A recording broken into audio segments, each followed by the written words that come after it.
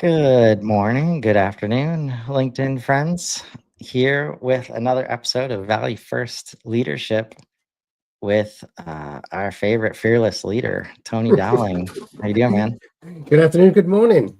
Good afternoon, this side of the world, obviously, but good morning to all our, I was going to say listeners again, that's my radio hangover. All our viewers over in the Indeed. US. Viewers, listeners, I found Wherever that you more are. people actually listen on the background on LinkedIn. That's right. It's like I've given up on trying to figure out how people are consuming information. Just get it out there, and if it's valuable, it will It get hits. consumed. That's absolutely right. And that's how I tend to watch lives as well. While I'm doing something, I say watch lives. As you say, listen along. Who knows what LinkedIn is doing these days? Who knows? Who knows? Yeah, All we know is that people see it, right? All we know is that people watch it and people respond to it, which is fantastic. yeah. And so we are adding these episodes to the podcast. I think haven't done it all the way yet, but very close to adding these individual shows to the A Value First podcast. That's what it's called. Great. So trying to do better at hitting all the channels, and maybe we'll get some metrics, and maybe we'll care about those metrics. Yeah. We'll Well, maybe see. we'll just care about the content. Who Yeah, knows? but what we do care about is sharing knowledge and helping, I'll be honest, leaders specifically uh, transform the Yes. organizations, break free from all these traps. Authority trap is something specific to this leadership, the value first leadership pillar. And what's interesting is, like, if you're starting a new organization, you have the luxury of, I think, handling this first, right? Hmm. This is the first pillar, right? But um, if you're not new, it's the last pillar, because we're trying to make you aware of all of the traps that you think you can't break free from on the way to creating this space of what we're about to talk about today. And it's the second principle of the value first leadership manifesto, and it is basically the knowledge exists on your front lines, right? The customer facing teams, even the product teams, ones working in the product, like, it exists.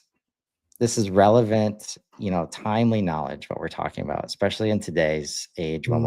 we're moving fast Yep. every day. Customers are changing every day.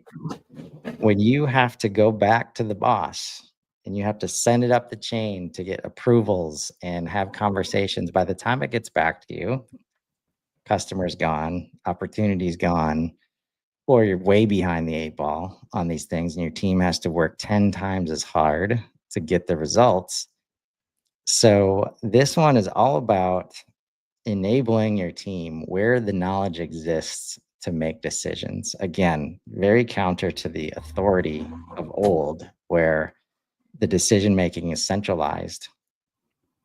How do we, I know this is a part of you, like, bringing the teams together with the top down and the bottom up approach, Hmm. because this is the bottom up. Hmm. And what I've experienced is that you can try to enable bottom up, but without a specific mindset to enable it, people start speaking up and then they shut up real quick because they know nothing's going to get done, or they leave real quick.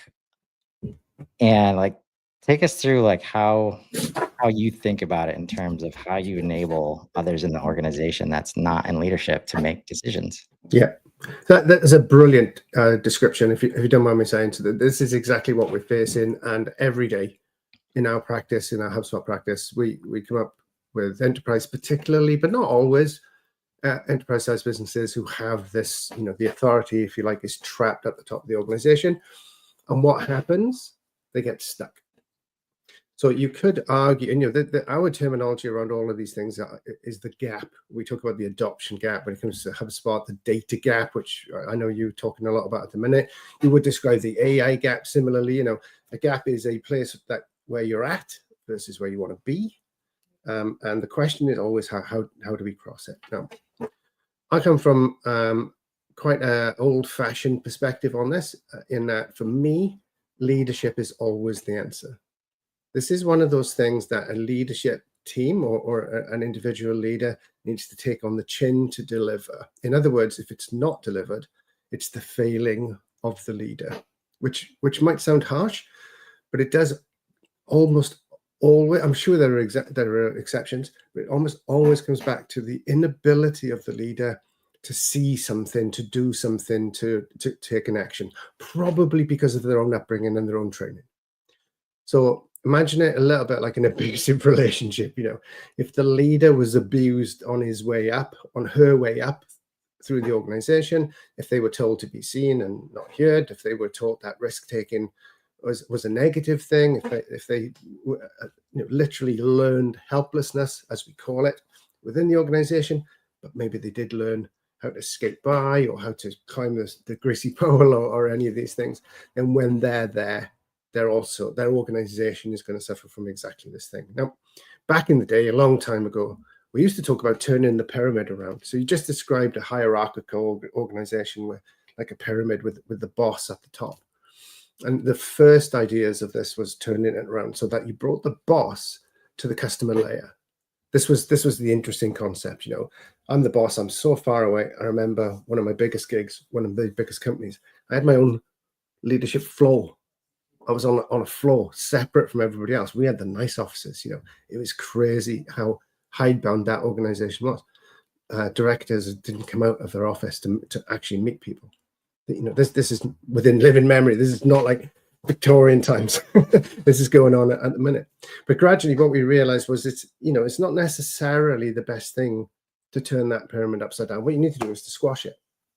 And the advent of the agile methodology particularly is sort of behind this thing, where we create teams almost perfect facsimiles of the organization in miniature, so that they also have a leader, they also have engineers, they have salespeople, they have whatever it is going on, and each can break off their own specific area of expertise, their own specific area of decision making, and so on, so that the organization can move much, much faster. But again, without the leadership, that fails. And now all we're seeing now, I think, as everything gets faster, particularly driven by AI productivity gains, particularly driven by how quickly you can research. I mean, we don't need to talk about it here. I know you talk a lot about it, but your business will almost literally die while you wait to make a decision when other organizations have moved. So I love this idea. I introduced this idea, another idea I learned from a fantastic mentor guru, one of conversational leadership. So you said, we talk about this all the time. We talk about top down, bottom up. We talk about the convergence of top down and bottom up. Top down being the strategic objective of an organization, bottom up being the work that people actually do, the connective tissue, the convergence is, particularly when it comes to from that transformational piece that you talked about, Chris. It's a bit easier when you start from scratch, but if you're already an organization and you need to transform, it comes from conversation. This is very unusual in an organization. Organizations that dictate, organizations that pass decisions downward, organizations that issue memos, organizations that have SOPs. Not SOPs are bad. This is the way things are done. They're the ones who get stuck. They're the ones that get hidebound. Whereas organizations that are able to have conversations, where somebody talking to the customer, somebody solving a problem, is able to talk to the chief exec, talk to the finance director, and just say, I've noticed this really weird thing. And that conversation will go on elsewhere. And before you know it, the conversation is spreading throughout the organization. So that's the mechanism for it, I think. This value first approach is the fact that the organization will talk to each other. Yeah. But I think it comes down to the treatment the leader had as they came up. Oh yeah. They've been molded in that image. It's so difficult for them to change. It resonates so hard, because the first bigger organization I joined, I had all the support in the world, from my leader who brought me in. He was the champion, said he would sweep in front of me. It took me, I don't know, maybe 6 months to understand that sweeping in front of me meant micromanaging. the rest of the organization. And then as you step back, and once you understand, he got into that position by being very good at micromanaging. And then you Yeah. see the rest of the organization built that way. Yeah. So it is near impossible to break free in any kind of individual way. But a couple of the outcomes I want to point out from witnessing that, because everybody can feel this need to change. Like things just aren't working the way they used to. People just don't listen the way they used to. They don't just come in and like do a great job just because you're paying them. Like all these things, like every single leader like talks about these challenges. So then we come up with ways to solve for it. Like let's have a town hall. Like let's have the open conversation. But we don't have any other kinds of open conversations. So we show up at the town hall. It's very one way. And now that lack of conversation back to the leaders, they see as like, oh, I guess nobody wants to like, Exactly. talk about it with us. So maybe this isn't the right approach. That was one outcome. Yeah. Like a second one, and I'm going to use this probably for the rest of my life, this example, like from the bottom up, right? Bringing in HubSpot, new technology. This is in the midst of COVID, right? So everybody is having to digitally support teams in ways that they never have before, right? Finally, I get to the service team who's excited. They are excited to do things better. And I go side by side at the desk to enable and train on HubSpot. I've never seen before then or since then HubSpot load so slowly. Oh, wow. Right? Like I could see every single module as it was showing up on a contact record, right? So then I ask, how old is your laptop? 5 years old, like in 21, right? And I'm like, no, that's unacceptable. Like, how are you supposed to do your job? Right? And she's like, well, I've told them several times. And I was like, I'm sure you have.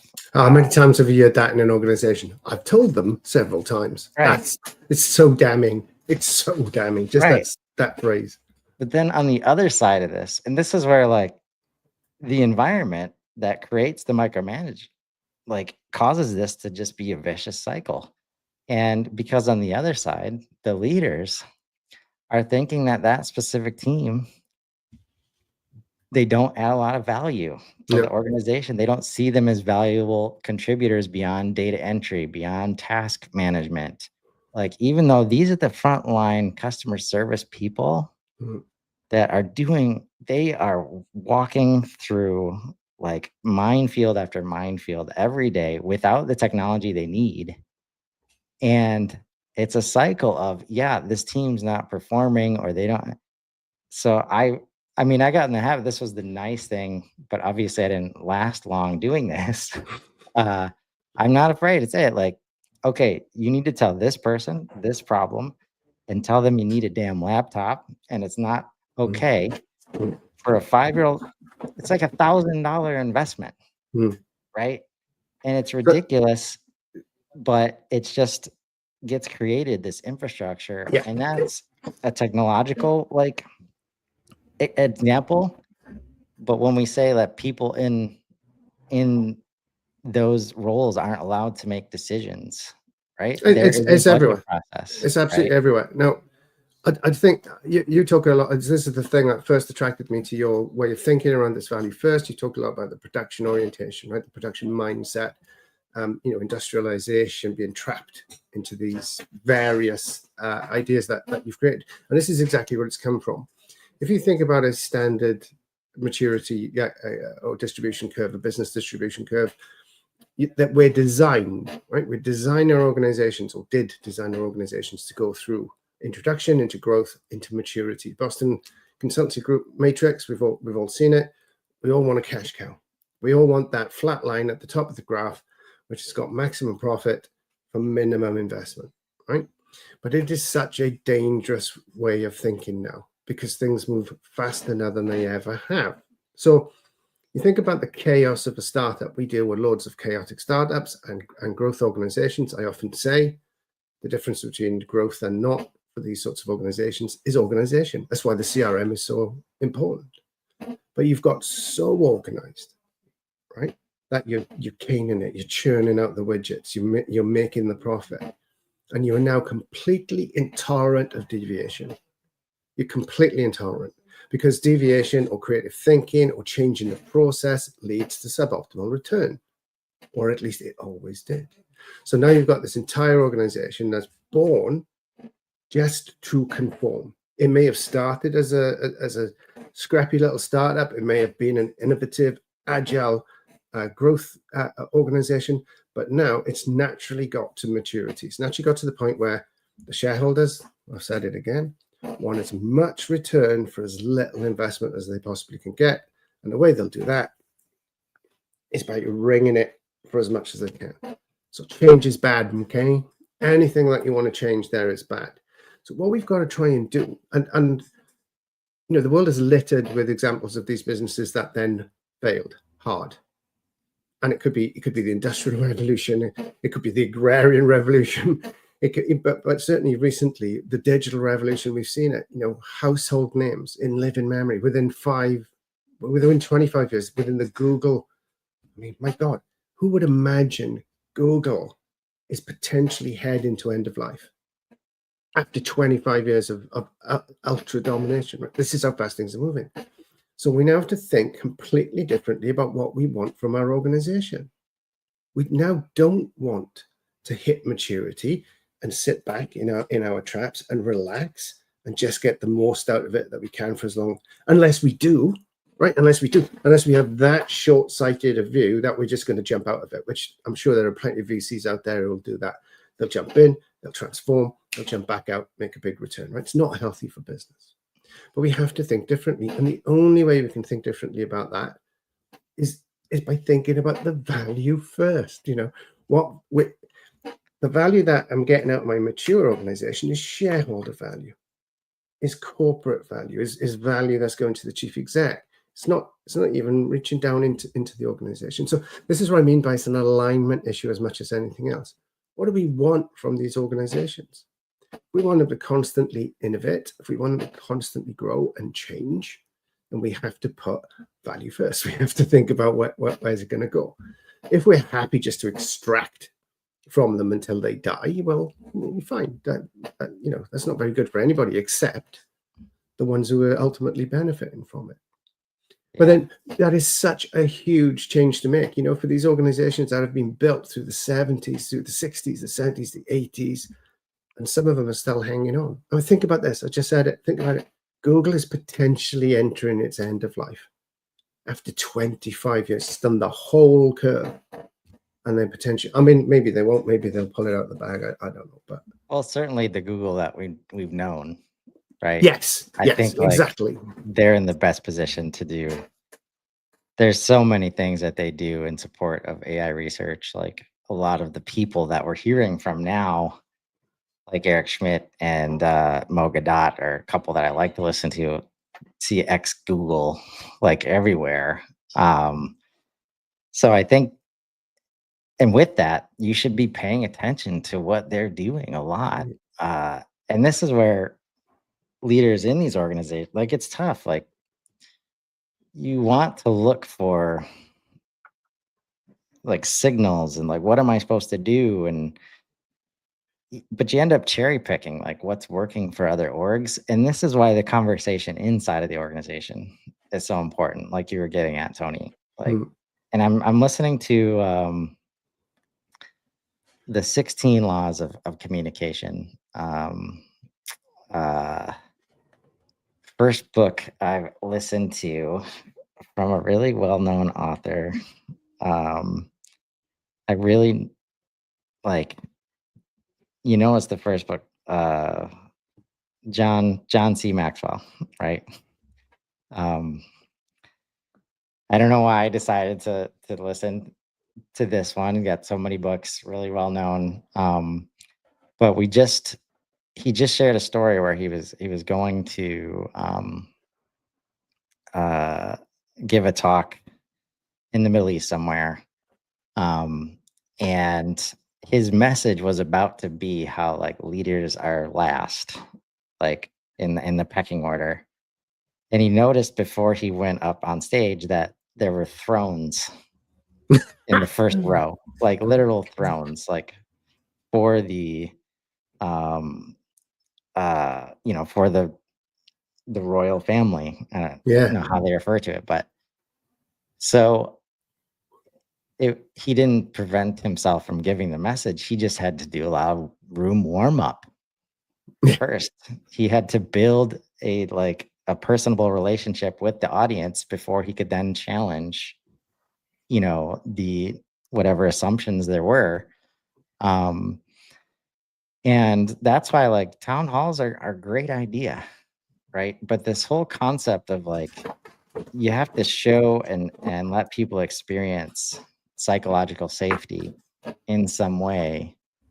It's a combination of one-on-one and group conversations. So how do you like when you are talking to somebody who's interested in transforming but has been used to the micromanagement game, like how do you start to like what are the first steps towards going towards conversational environment? Mm-hmm. Well, it's conversation, it's communication. Again, you nailed it there with communication. You look at communication theory and you're talking about it in your town halls, communication theory is multiple nodes, going back and forth, if you like, but through lots of complexity, right? So, we are, as people have said about the US and the UK, we're two nations divided by a common language. The whole media translation piece, what message transmitted and versus message received is at play here, right? So this idea that you have of building conversation within an organization, your man there in the desert, I can't remember where you said he was now, but he was Middle East. He was giving a talk in the Middle East. You didn't say what country. Warming the room up, right? This is what you've got to do for your organization. And what will happen is you'll very quickly realize who's in and who's not. And there'll be people who have got energy and enthusiasm and commitment and are aligned. This is the measure I'm always looking for. Was aligned with what the organization wants to do. And that could be the 38-year-old veteran, as I found. It doesn't have to be somebody young and somebody new at all. It doesn't have to be that at all. Somebody who's aligned with where you want to take the organization. That's all you want. But when people aren't aligned for whatever reason, and you'll find them everywhere in the organization, at the top and at the bottom, because as we've just said, people like to work their groove. They like to work their rut. They're comfortable in that rut. You have a decision to make. And in terms of creating this environment, you have a decision to make, because while you want to take everybody with you, invariably, I found you cannot. And invariably, you will need to remove people who don't want to come with you because they'll disrupt everything else. So that I guess the first thing I'm doing is I'm having conversations, I'm talking about the challenge, I'm talking about where we need to go, I'm talking about people's understanding of the pain, I'm talking about why. Start with why you mentioned leaders eat last. All these sorts of ideas come absolutely to the fore. If I'm going to be the one delivering the transformation of the organization, I've got to be the one who knows what has risk, who knows what's going on. And then all the time I'm thinking, they're in, they're not. And then your individual strategies around that. And usually that comes down to, again, a conversation. It comes down to look, I can tell you're not feeling this. You're absolutely, for whatever reason, you've got to be really straight with people in the transformation, really straight. There's no room for coddling. There's no room for mealy-mouthedness. There's no room for misleading people. It's that you've either got to be you've either got to be part of the solution or you're part of the problem. Yeah. And many people just, I'm part of the problem. I don't see it. In media, particularly where I worked, a lot of people just absolutely disagreed with the way that we wanted to work. Fundamentally disagreed with it. Yeah. They're not aligned. Getting to an understanding of fit as fast as possible Yeah. with the transformation like this, so important. Just understand that like people they found success in the environment that was created around them. So just because their first response is, well, this doesn't make sense, or I've seen this before, or, I don't think this is the right idea. Like that's where it's not a conversation if you just end it there, right? No. And if you end it there, you will lose a lot of value Yeah. inside Yeah. of the organization, right? But And, to their like, this is where empathy, just trying to yes. understand It's their exactly this is what I'm trying to get to, right? These people start to push back. You don't dismiss them out of hand. They're the ones who will want to go there, the ones who are aligned. They're almost the easy ones. It's the people who don't see it. They just don't get it, right? And this is where the leader eats last thing comes in for me. It's your responsibility to try and educate. Now, I suspect for a lot of those people, the only way you're going to win them over is to show them. Show, don't tell, as they say. And this is where the actual cultural shift happens. So if you have a town hall that leadership don't listen to, people are used to that, right? If you make changes and then the next week you make another change and then the week after that you make another change. If you're forever sending out emails rather than talking to people, and this is the acid test, right? If people are getting into trouble for tripping up and for failing, then people see that nothing's changed. The big transformation is when you delegate not only the authority, but you maintain the responsibility yourself, right? You delegate the authority to the team, you maintain the responsibility for success yourself. You cannot delegate both those things at the same time. You don't delegate to a junior, which is a very old-fashioned term, junior member of the team, a task that maybe they've not undertaken before, and then criticize them for failing. You're the person who's failed because you've not enabled them, you've not educated them, you've not made them ready. So you have to take that failure on the chin. When people see that that's actually happening, and you can tell them as much as you like, when they see that it's actually happening, that's when they start to warm to the new regime, to the transformation, to the new direction. Some people will just jump on board, others will need it to be shown to them.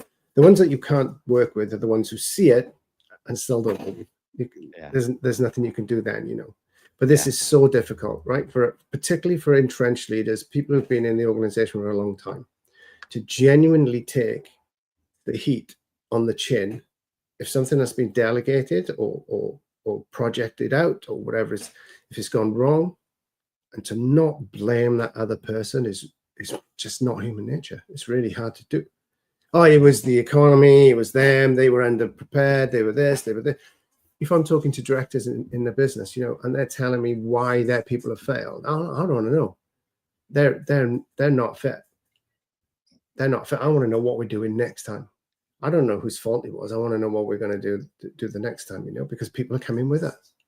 So it's really complicated, but it all comes down to conversation. It all comes down to empathy. It all comes down to servant leadership. It all comes down to this whole idea that we are there to facilitate the group to where they need to be. Yeah. And I think like instead of overthinking it, I just pulled up the seven commitments. Yeah. I was like, I was thinking like, okay, what are the actions I could take? And I was like, oh, I'm just gonna read the rest of these. Like, and we're gonna go over these in the next, and we're gonna continue going over these. But like the first one last week, creating the conditions for value, right? Rather than controlling outcomes.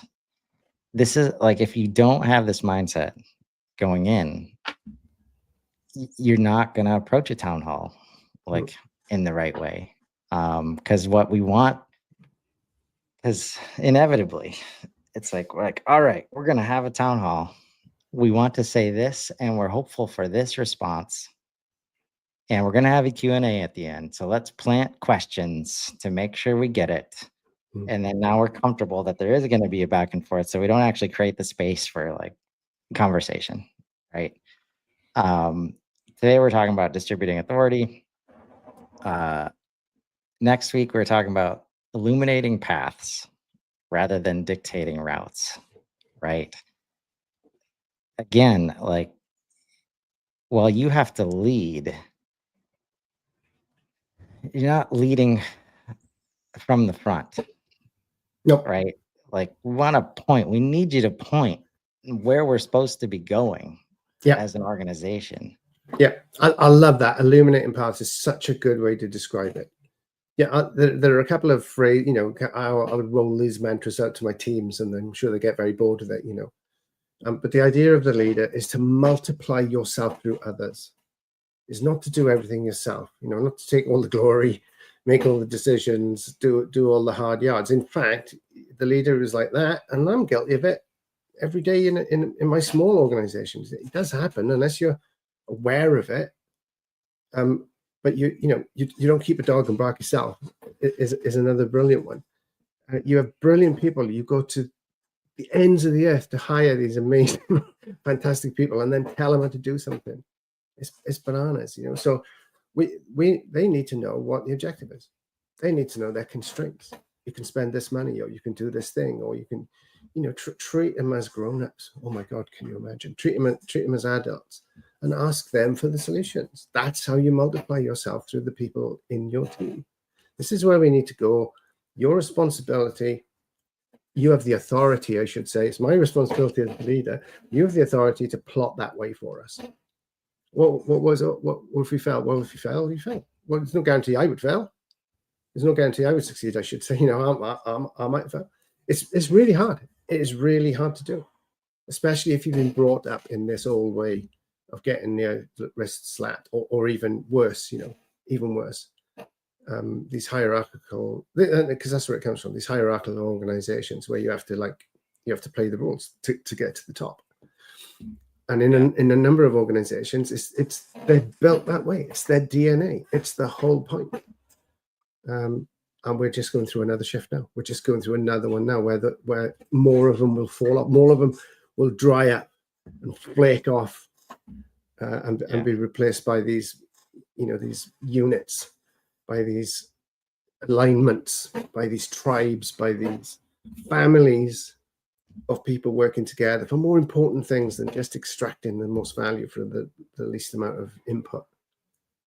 And this is why we go so hard on like HubSpot, right? Like, this platform only can work if you're distributing like authority throughout the organization, because otherwise there's no reason for them to fill in that data. If behind the scenes they got to go ask for permission anyways. Well, that's why it fails, isn't it? Because the most senior person in the world, I say this over and over again, the cause of the adoption gap is leadership. And it's not because the people haven't been trained properly, although it might be, and it's not because they haven't got the right tech, or it may be that as well. It's because leaders are not interested in what's going on in the platform. If the leader's not interested in what's going on, it doesn't take note of it. It's not empowering the teams to drive the solutions they're looking for through it. Why would I bother to mess with it? And then what happens is I'm not using it, so the data starts to go bad. And everybody has their justification then. I can't trust HubSpot. Data's wrong. Yeah. And it all started with leadership, like abdicating responsibility for the CRM, not thinking of it as a platform, not thinking it as the operating system for the business. I obviously think it's a great example. It's a great example. It's the connective tissue. Like, so imagine, I'm gonna wrap by like suggesting some mindsets that we're taking, but if you envision them through the lens of the system that you need to create, HubSpot likely included, to create the space for a lot of this stuff, right? Because otherwise you just put an immense amount of pressure on the managers to keep track of everything, and they're in no position other than to ask people to constantly check in and all these things. But instead, we're going to try so this is what it means to distribute authority to where knowledge naturally exists. Going to push decision authority to where understanding of the work is strongest rather than pulling decisions up hierarchies. Can create systems that support distributed rather than centralized decision making. We're going to trust expertise over position when Nice. determining who should make decisions rather than defaulting to seniority. Going to build clear decision principles rather than elaborate approval chains. We're going to measure how well those decisions reflect real world context and knowledge rather than process compliance. And everybody's favorite implementation example, instead of requiring sales managers to approve all pricing decisions, we distribute pricing authority to experienced sales representatives within clear parameters, enabling them to respond to competitive situations immediately while maintaining strategic pricing discipline. Yep. I've got so much to say on this. I'm glad we've got a whole session about it next week. That, the reason these CRMs are failing, the reason they're so complicated, the reason that there's so much going on in them and people don't understand them is this stuff. It's absolutely this stuff. I'll just say, because I can't wait. As chief exec, I wanted to know like 4 things in my whole organization, because everybody else knew their 4 things, and then their team knew their 4 things, and right, this is distributed decision making. There's no point in having everything coming through me. My brain will break, and it does. Anyway, I love it. Yeah. I love it. Let's talk about it next week. Yep. And we will talk about illuminating those paths next week. It gets a lot easier when you can do it objectively. That's the best situation that HubSpot can provide value, is creating these objective situations where we're pointing at our own processes and our own customers and our own data to illuminate the paths. Not this is what Google does, or this is what this company did, and this is how they screwed up, or this is how the last guy did it in the organization, right? Surprise, none of that stuff actually works in practice. So I'm excited to talk about that with you next week, man. Brilliant. Look forward to it. So until next Monday, everybody have an amazing week. See you next time. Fantastic. Bye-bye.